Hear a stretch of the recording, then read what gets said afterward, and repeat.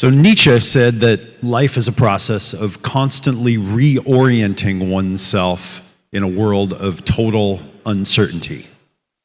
Right? Life is reorienting ourselves.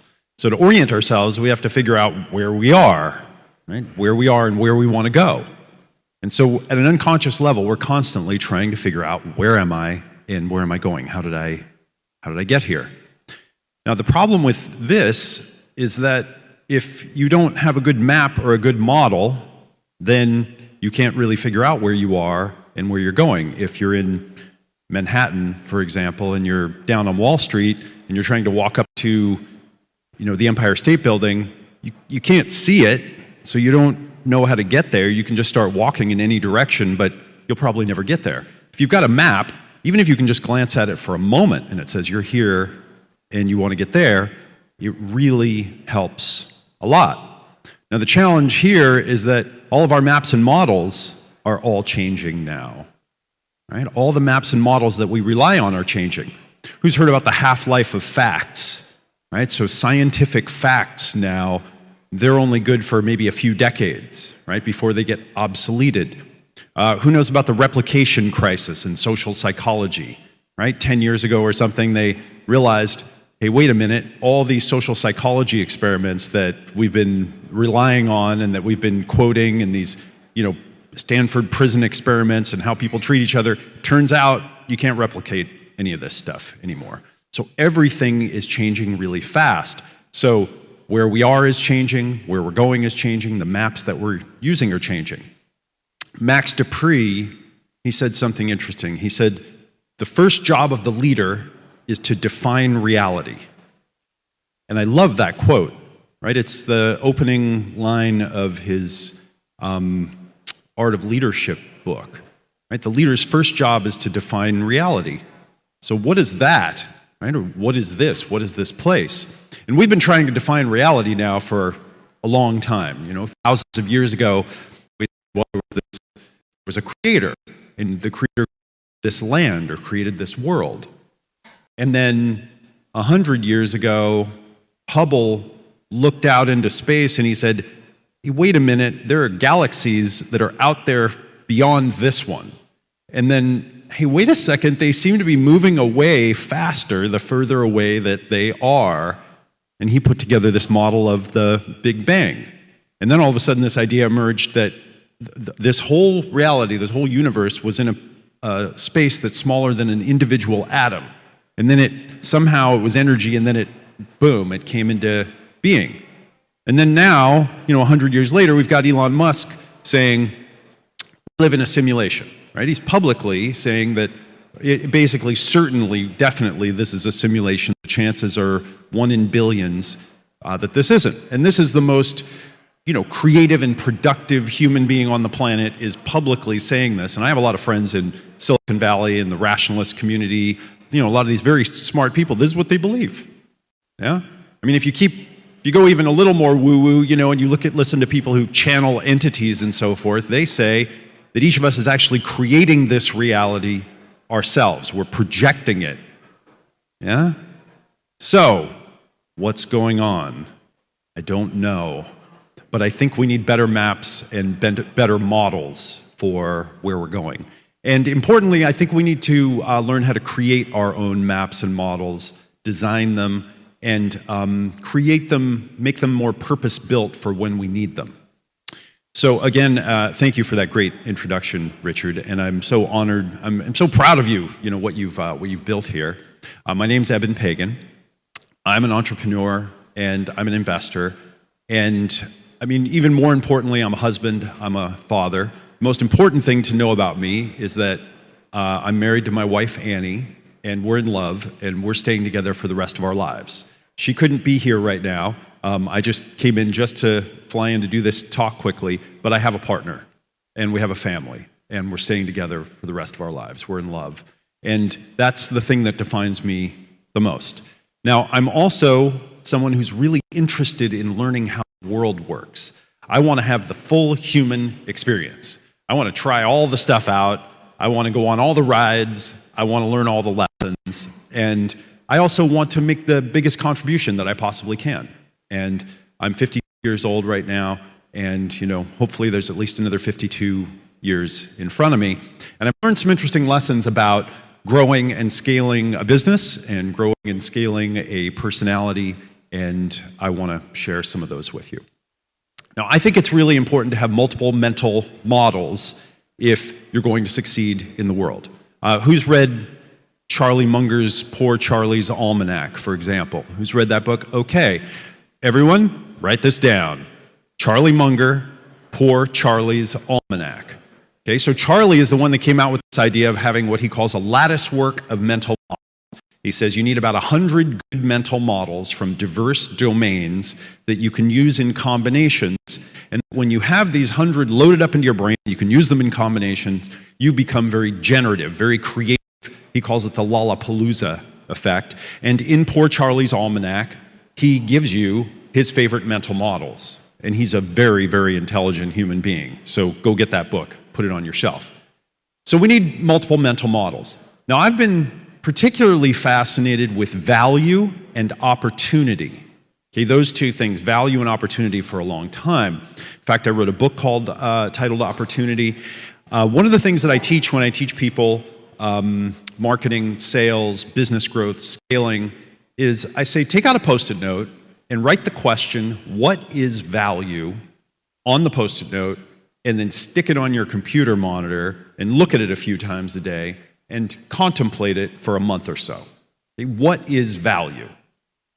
And it's an interesting question, particularly when it comes to your clients, your customers, your partners, your family. And the more that you ask this question, what is value and how does it work, the more you arrive at very interesting answers. In fact, I've just got this value lens on. I watch people who have conflicts, problems, issues with their team, their family, whatever.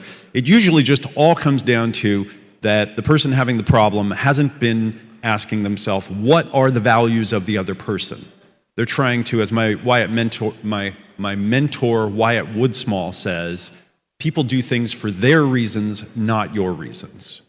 They do things for their reasons, not your reasons. And we're usually trying to get other people to do things for our reasons and not theirs. And so this comes down to value.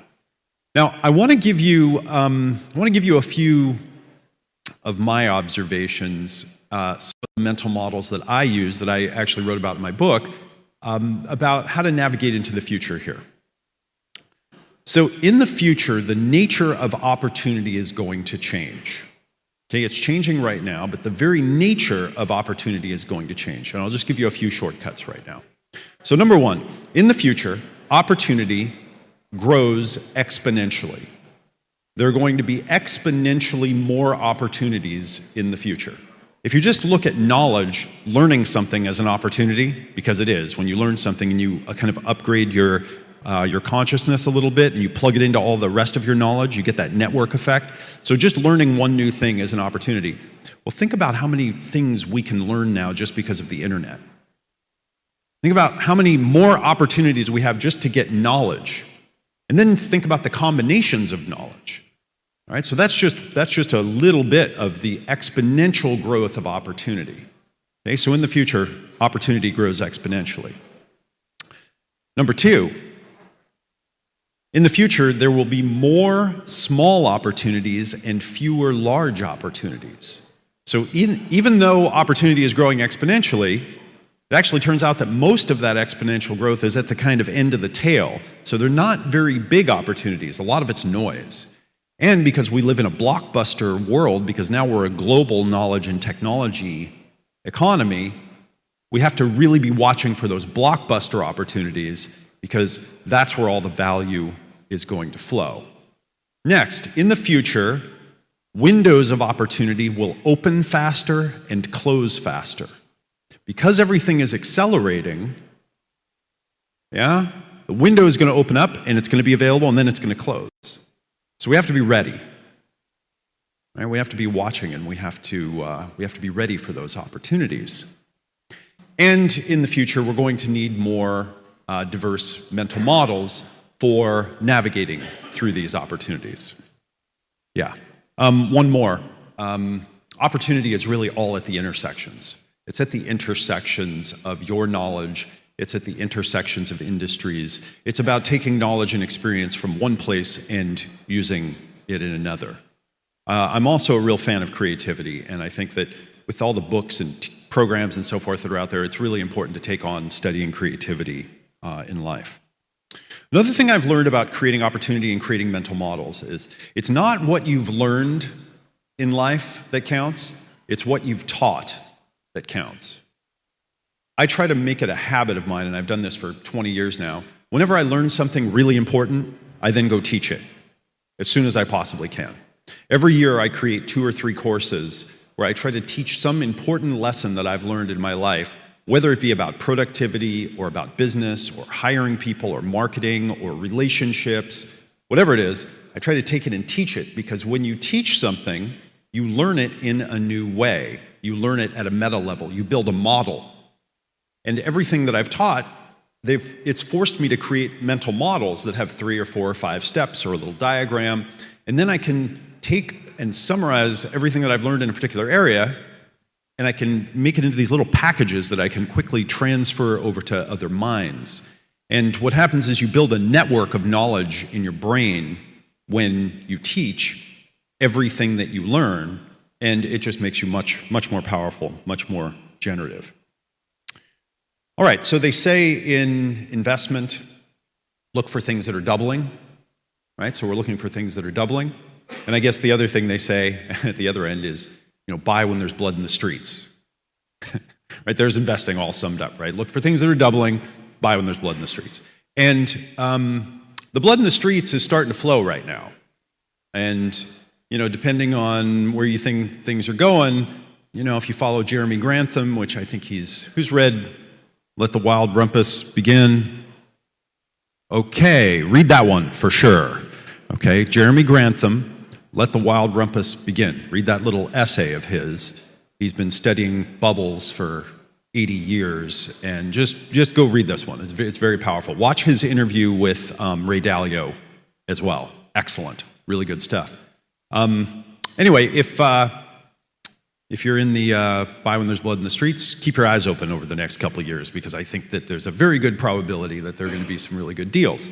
On the look for things that are doubling front, technology, as I stand here right now on this stage, basically, AGI, artificial general intelligence, just hit the scene in the last week or two, and then we just created fusion. Okay, that all just happened. So if you're looking for things that are doubling, go take a look at AI and generative AI, because the large language models, they're not doubling every year, they're 10xing or more every year. They're doubling every quarter. And this year, okay, with the advent of Midjourney and DALL-E and OpenAI, this is the starting gun right here. This is it. Over the next 5 to 10 years, we're going to see more change that's going to happen faster. It's going to come from more unexpected places. It's just going to be absolutely radical. I have a startup in generative AI with Peter Diamandis, and I've been working on it for a few years, so I've been interacting with these models and interacting with this other kind of intelligence, and it is a frickin' completely new thing. It is a really big deal.